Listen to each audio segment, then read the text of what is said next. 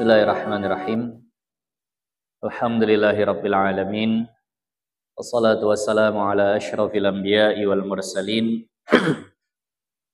Sayyidina wa maulana Muhammadin wa ala alihi wa sahbihi ajma'in. Amma ba'du. Rabbi yassir wa la tu'assir. Rabbi tamim bi khair. Allahumma inna nas'aluka fahman nabiyyin wa hifzal mursalin wa ilhamal malaikatil muqarrabin. Allahumma aghnina bil ilmi wa zayyinna bil hilmi wa akrimna bit taqwa wa jammilna bil afiyati ya arhamar rahimin. Rabbi shrah li sadri wa yassir li amri wa hlul 'uqdatam min lisani yafqahu qawli.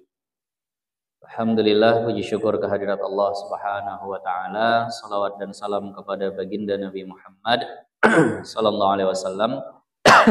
Qala al-muallif rahimahullahu taala wa nafa'ana Allahu bihi wa bi barakati ulumihi fid dharain. Amin. Dan setengah daripada kesunahan salat yang sifatnya sunnah hayat. Ya, kesunahan salat yang sifatnya sunnah hayat. Sebelum dilanjut, diingat dalam salat itu ada dua macam kesunahan. Ada sunnah ab'ad, ada sunnah hayat. Sunnah ab'ad yang kalau tertinggal sunnah sujud sahwi. Sunnah hayat yang kalau tertinggal tidak sunnah sujud sahwi. Bahkan kalau sujud sahwi batal sholatnya. Nah, sunnah ab'ad ada berapa? Di antaranya yang sering dibahas itu kunut, tasyahud awal, sama baca sholawat kepada keluarga Nabi di tasyahud akhir. Biasanya itu saja disebut. Tapi kalau mau dijabarin ini, sunnah ab'ad ini jumlahnya ada 20. Jumlahnya ada 20. Gak apa-apa lah ya, cobain jabarin aja sambil dicatat pelan-pelan. Ini sambil nginget juga nih. 20 ini. Yang pertama tasyahud awal. Satu. Yang kedua duduk untuk membaca tasyahud awal.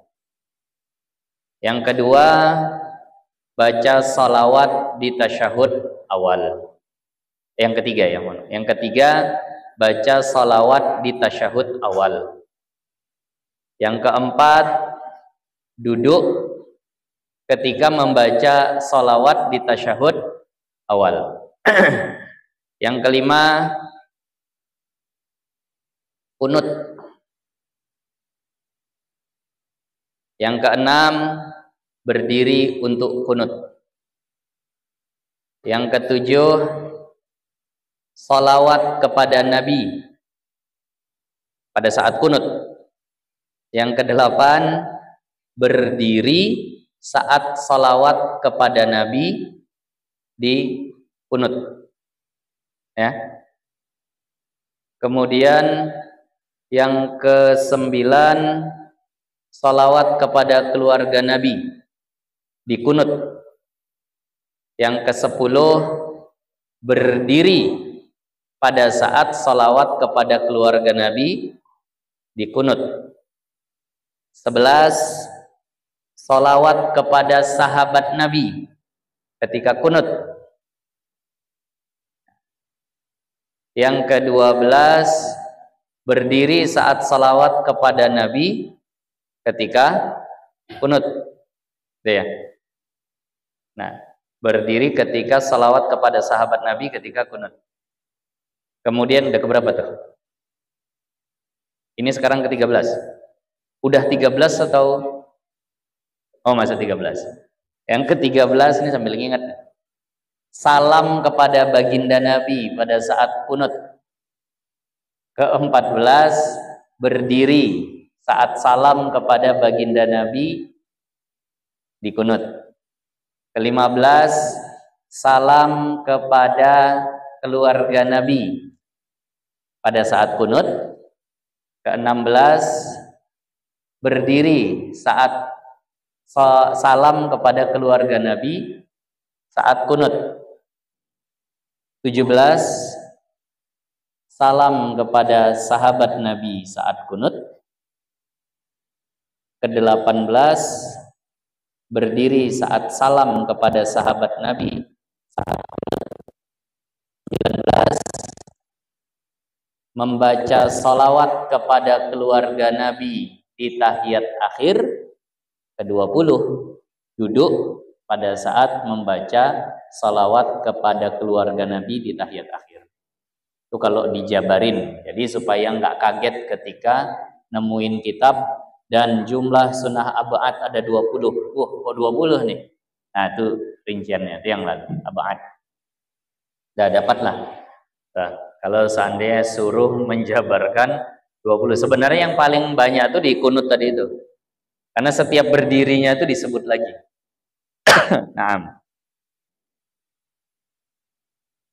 Nah sekarang kita masuk kepada sunnah hayat. Dan setengah daripada sunnah hayat membaca a'udzu billahi minasyaitonir rajim pada tiap-tiap rakaat sebelum baca Fatihah. Jadi baca a'udzu billah secara sir walaupun di salat jahar. Paham ya? Secara sir walaupun di salat jahar. Di saat kita membaca Fatihah di maghrib, isya 2 rakaat pertama dan subuh, itu baca Fatihahnya kan kuat. Bismillahirrahmanirrahim. Tapi a'udzubillahnya tetap pelan. A'udzubillah. Bismillahirrahmanirrahim. A'udzunya tetap dibaca. Tiap rakaat yang kita baca Fatihah di tiap rakaat tadi, maka sunnah untuk membaca ta'awudz, a'udzubillah. Nah, tapi nanti di kitab dikatakan wafil ula akad. Dan pada rakaat yang pertama itu kesunahannya lebih ditekankan lagi.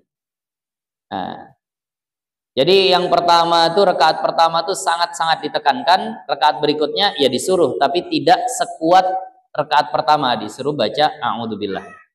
Jadi jangan ditinggalkan ini. A'udzubillahi minasyaitonirrajim. Nah, ini sunnah dibaca sebelum baca Al-Quran ya. Setiap belum baca Al-Quran itu sunnah kita ta'awudz. Nah, kemudian kalau ini enggak perlu kita jabari panjang lebar lah.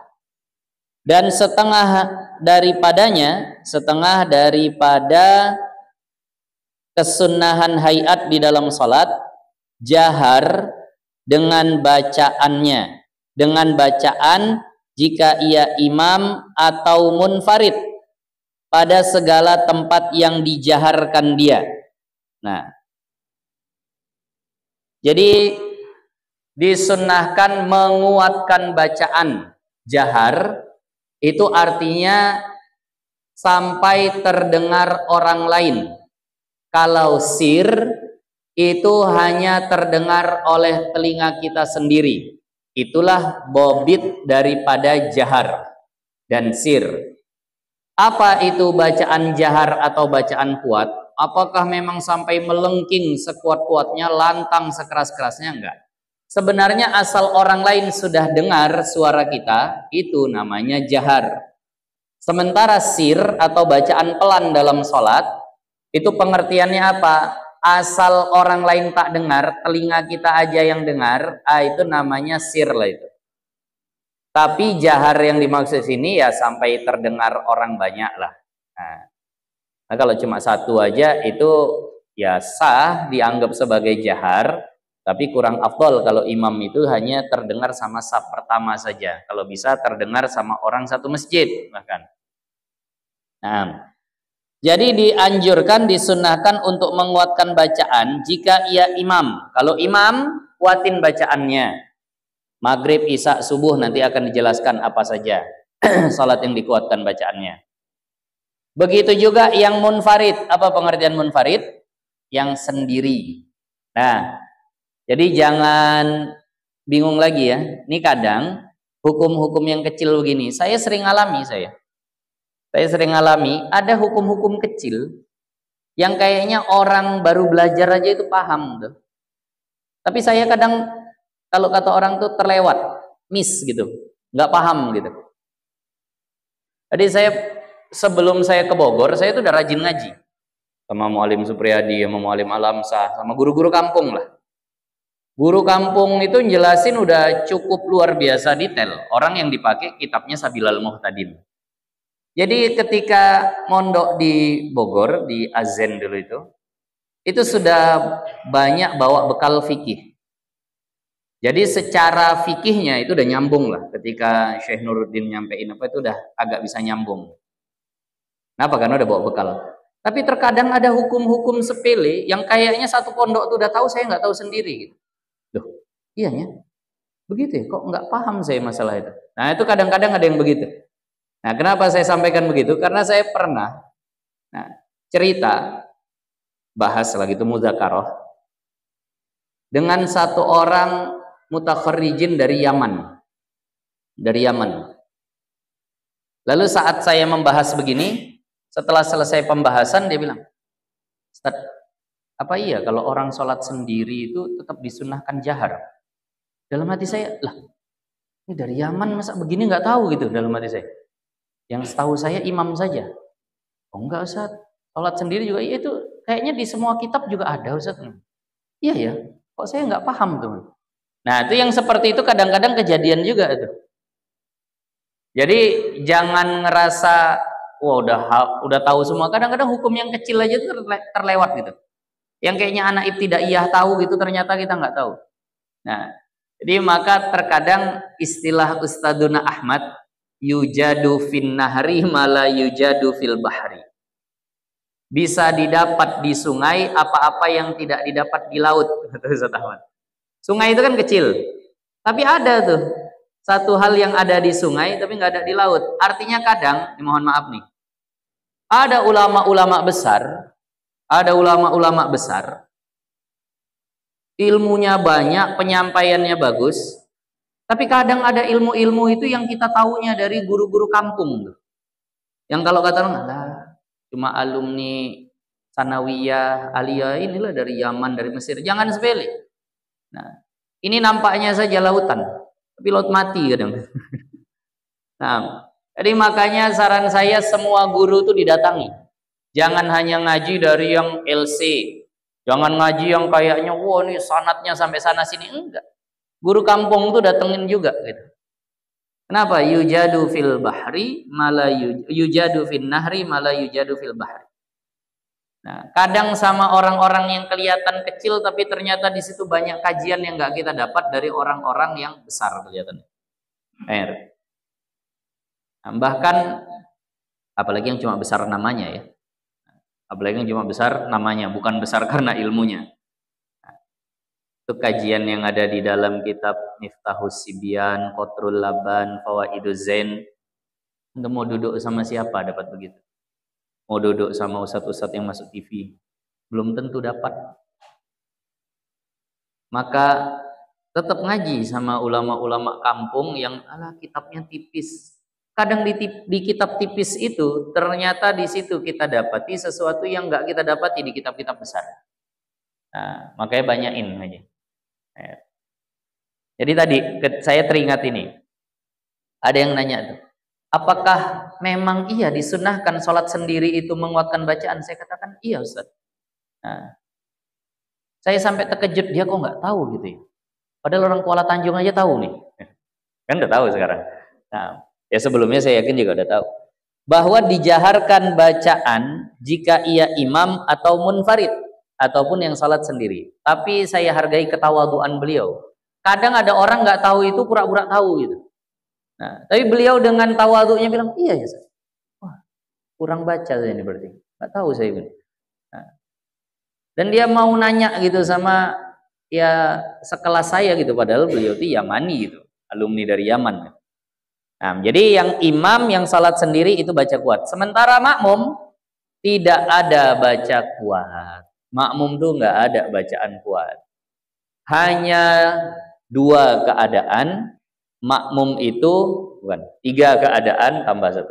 3 keadaan makmum itu mengeraskan bacaan. Hanya 3 keadaan makmum itu mengeraskan bacaan. Kalau mau dibuat 4 nanti ada satu yang sama lafaznya tapi dipisah lah paling. Nah, pertama ketika amin waladhdallin, doa makmum keraskan bacaan. Kedua, ketika ini kalau dipisah ya, kalau yang kita versi 4. Ketika amin pada saat kunut. Ketika amin pada saat kunut. Mohon maaf baru datang lagi ingatan 5 berarti. Ketika amin pada saat kunut. Allahumma hdina fiman hadait, jangan pelan bapak-bapak, abang-abang. Amin buat. Disuruhnya mengangkat suara. Ya. Waladhdallin, jangan pelan. Amin, angkat. Yang kedua, Allahumma hdina fiman hadait. Amin. Itu yang kedua. Yang ketiga kapan? Ketika merespon bacaan yang perlu respon jawaban. Alaihissallahu bi ahkamil hakimin. Jawab dengan kuat. Bala wa ana ala dalika minasyahidin. Disuruh kuat tuh, jahar makmum di situ. Lalu kapan lagi yang keempat? Ketika takbir ziyadah salat Id. Yang 7 kali, yang 5 kali, itu makmum disuruh kuat juga. Nah, yang kelima, yang terakhir, ketika al-fathu membenarkan atau mengkoreksi bacaan imam yang tersalah. Begitu juga ketika mengingatkan, kalau mau dibedain ini jadi 6 jadinya. Kalau mau mengingatkan imam yang salah gerakan dengan tasbih. Subhanallah. Inilah makmum yang dituntut kuat. Lainnya pelan. Baca surah pelan, baca Fatihah pelan, nggak ada yang kuat. Nah, jadi diingat tadi, di situ aja makmum itu dianjurkan mengangkat suara dengan kuat. Lainnya pelan. Lainnya itu pelan. Nah, jadi yang disuruh kuat pada bacaan Fatihah dan surah itu hanya imam dan makmum. Kapan mereka dianjurkan untuk bacaannya ini kuat? Pada segala tempat yang dijaharkan dia. Pada sholat-sholat yang memang itu tempat untuk dijaharkan bacaan. Seingat saya 10. Ini nginget-nginget yang gini nih payah nih, Pak. Bilangan-bilangan gini, Pak. Kayak tadi kunut 20 lagi. Ya, ada yang 6. Tadi baru datang lagi ingatan, Kalau ini seingat saya 10. Kita coba hitung di sini ya. Dan yaitu, nah mana tuh? Yang sholat-sholat yang dianjurin imam sama yang sholat sendiri itu nguatin bacaan. Pada sembahyang subuh. Nah, 1. Dan 2 rakaat yang awal pada maghrib 2. Dan isya 2 rakaat awal juga 3. Dan Jumat 4.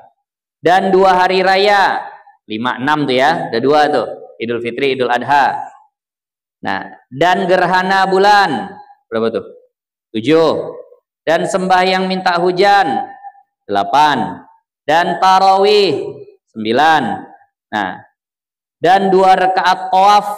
Nah, pada malam atau subuh. 2 rakaat tawaf pada malam atau subuh. Nah, ini 10.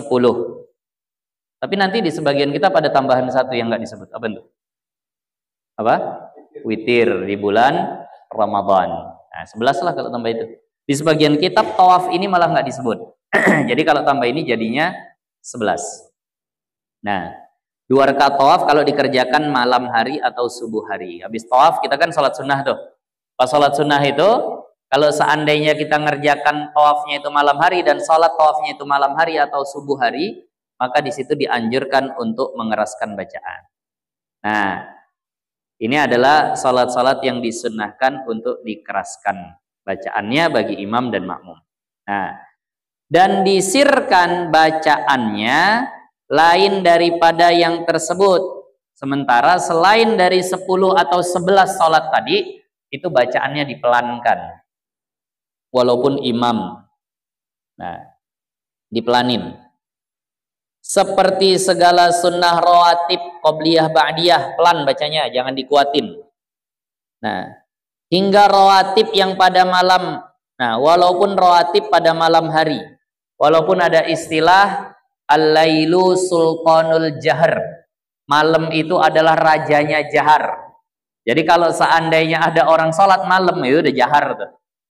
Ada orang sholat malam itu sudah jahar. Nah,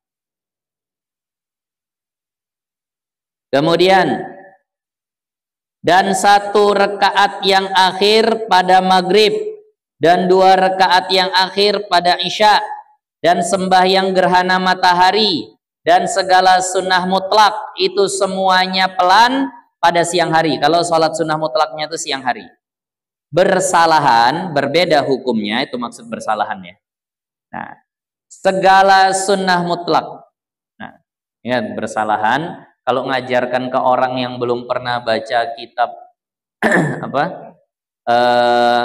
Melayu begini, itu perlu diterangkan kalimat-kalimat yang takut orang salah paham. Nah, ini kadang ada kalimat, maka bersalah-salahan ulama, ini gitu. Akhirnya nanti nggak paham, mana ya Ustaz? Masa ulama bersalah-salahan? Maksud bersalah-salahan dijelaskan, dan berbeda pendapat para ulama. Kalau di sini berbeda hukumnya segala sunnah mutlak yang pada malam. Nah, kalau kita sholat sunnah mutlaknya pada malam hari, tahajud misalnya. Nah, jadi sholat tahajud itu termasuk sholat sunnah mutlak malam hari. Kalau dia tidak dibarengi, tidak ditempelkan kepada sholat-sholat yang lain, maka dia itu sholat sunnah mutlak. Tapi kalau seandainya dia ditempelkan kepada sholat ba'diyah isya, yaitu namanya sholat sunnah ba'diyah isya. Kalau dia ditempelkan kepada sholat qadha, yaitu jadi sholat qadha. Tapi kalau enggak, memang tahajud aja gitu, enggak ditempelkan, enggak diboncengkan kepada sholat-sholat yang lain. Allahu Akbar, sengaja aku sholat sunnah tahajud 2 rakaat misalnya. Itu sama dengan sengaja aku sholat sunnah mutlak 2 rakaat. Jadi sholat tahajud sama dengan sholat sunnah mutlak malam hari. Cuma bedanya, kalau mau namanya tahajud juga, dia harus ba'dan naum, setelah tidur. Nah, jadi kalau sholat sunnah yang pada malam, maka sunnah dibaca dengan pertengahan antara sir dan jahar. Antara sir dan jahar. Jadi ini kesunahan berikutnya, yaitu mengeraskan bacaan di tempat yang memang dianjurkan untuk dikeraskan bacaan tersebut. Nah, ini udah pernah kita bahas. Kenapa di siang hari itu banyak sholat yang dipelankan? Kenapa di malam hari itu sholat banyak yang dikuatkan? Ini memandang bagaimana sejarah perjuangan Islam itu di awal-awal munculnya. Karena di siang hari, kalau sahabat dulu sholat dikuatkan suaranya, kedengeran sama orang kafir, mereka akan disakiti. Orang kafir itu nyari orang Islam nih mana untuk disakiti betul. Nah, jadi kalau seandainya zuhur dibaca kuat, kedengeran, didatangi, bakalan disakiti. Jadi zuhur pelan aja. Asar juga begitu. Nah, kalau maghrib orang kafir ini udah pada pulang. Jadi kalau kuat pun nggak kedengeran. Isya orang kafir udah pada tidur. Jadi nggak masalah. Subuh orang kafirnya belum pada bangun. Jadi nggak masalah. Nah, lalu muncul pertanyaan. Jumat kan siang. Kenapa bacaannya kuat? Salat Jumat itu pertama kali bukan dilakukan di kota Mekah. Di mana Jumat pertama kali dilakukan? Di Madinah. Di Madinah Islam udah kuat, orang kafirnya yang kalah. Makanya saat itu dikuatkanlah Jumat. Begitu juga Idul Fitri, begitu juga Idul Adha. Makanya dikuatin. Kenapa? Orang Islamnya udah kuat. Karena itu adalah sholat-sholat yang disyariatkan, dikerjakan di Madinah pertama kalinya. Paham ya? Nah, jadi itu tadi. Nah, kalau seandainya tentang maghrib, kenapa separuhnya kuat, separuhnya pelan, isya, nah itu malam Jumat lalu udah kita bahas, ya. Tinggal tengok di Kim TV kalau ada tuh. Nah, kenapa isya 2 rakaat pertama kuat, 2 rakaat berikutnya pelan. Nah, yang nggak hadir malam Jumat lalu, nah tanya yang hadir, Pak Isa hadir. Nah, jadi kenapa itu? Karena kalau dibahas nanti panjang lagi. Nah, pertanyaan berikutnya di sini nggak dibahas. Bagaimana dengan perempuan? Kalau dia jadi imam atau dia sholat sendiri, boleh nggak nguatin bacaannya? Boleh nggak mengeraskan bacaannya? Maka dibahas di beberapa kitab Di antaranya di dalam kitab Hasya Al-Bajuri, di dalam kitab Tanwirul Qulub, di dalam kitab-kitab yang lain lah. Kitab Bushrul Karim juga dibahas. Sementara perempuan, kalau dia salat sendiri atau dia menjadi imam, kalau perempuan jadi imam berarti makmumnya perempuan semua. Seandainya tidak ada ajnabi, ajnabi itu laki-laki asing yang bukan mahram. Kalau memang dia aman daripada suaranya didengar oleh laki-laki yang bukan mahram, maka dia boleh menjaharkan bacaannya.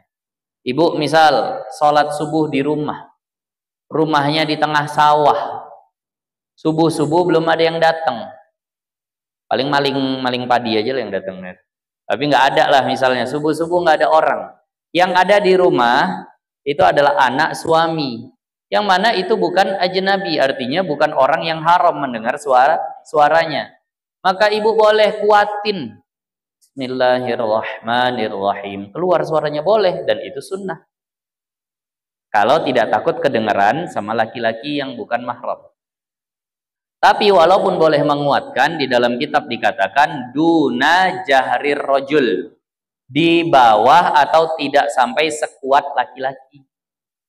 Jadi kalau laki-laki misalnya Bismillahirrahmanirrahim, berarti perempuan Bismillahirrahmanirrahim. Nah, separuhnya lah. Di setel lah. Kalau volumenya tuh sekitar berapa lah tuh. Kalau laki-laki 20, dia 10 gitu. Nah, itu hukumnya. Tapi kalau takut kedengaran sama laki-laki lain, maka tidak dianjurkan untuk mengeraskan suara. Nah, tidak dianjurkan untuk mengeraskan suara. Karena suara perempuan itu bisa menimbulkan fitnah. Nah, ini suara bacaan Quran yang insya Allah fitnahnya sedikit. Apalagi suara biduan di atas panggung keyboard. Nah, itu haram. Ini bukan mengharamkan yang sudah haram, hanya menegaskan. Saya haraplah nih yang udah ngaji hari ini, yang duduk hari ini, jangan lagi naik ke atas panggung keyboard untuk nyumbangkan lagu, Bu ya. Jangan, Bu. Jangan, Bu, ya Allah, walaupun suaranya bagus, kadang nggak tahan saat nengok mic itu kayaknya udah manggil-manggil deh. Nah, jangan, Bu ya. Haram. Kenapa? Karena pasti ditengok laki-laki. Kalau hukum nyanyi dengan aman fitnah, itu masih boleh. Nyanyi itu makruh. Tadi siang baru kami bahas. Tadi siang baru terbahas. Alhamdulillah, saat itu saya bilang belum dapat nasnya, akhirnya saat itu, nah salah satu ustadz di pondok kami, Ustadz Nur Syam, tuh nunjukin bahwa menyanyi kedengaran laki-laki kalau tidak takut fitnah itu masih diperbolehkan. Nah, di situ ada nasnya begitu. Apalagi ya sholawatan, qasidahan, oke lah. Nah, karena sekarang lagi musim maulid yang khusus akhwat perempuan. Nah, jadi maka tapi kalau udah menunjukkan diri di atas panggung keyboard nyanyi begitu, itu nggak boleh. Itu haram. Itu haram. Nah, tadi saya pernah ketika menyampaikan ini di perwiritan mak-mak, itu saya bingung sama pertanyaannya, jawabnya gimana. Ustaz, jadi kalau tim-tim marhaban kayak kami ini gimana, Ustaz? Wah, bingung saya jawab. Mau dipatahkan haram, nanti merajuk tak ngaji lagi. Kan udah beli baju, masa nggak boleh, Ustaz? Udah beli baju seragam kami, rupanya haram. Bingung saya jawabnya. Saya bilang, ya itu tadi, kalau sekedar suaranya tanpa diketahui orangnya masih ada yang membolehkan. Di marhaban masa nggak diketahui orangnya? Gimana ceritanya? Di atas panggung, saya bilang, udah saya paling bisa membolehkan begitulah, Bu. Saya bilang, lebih dari itu tak berani saya.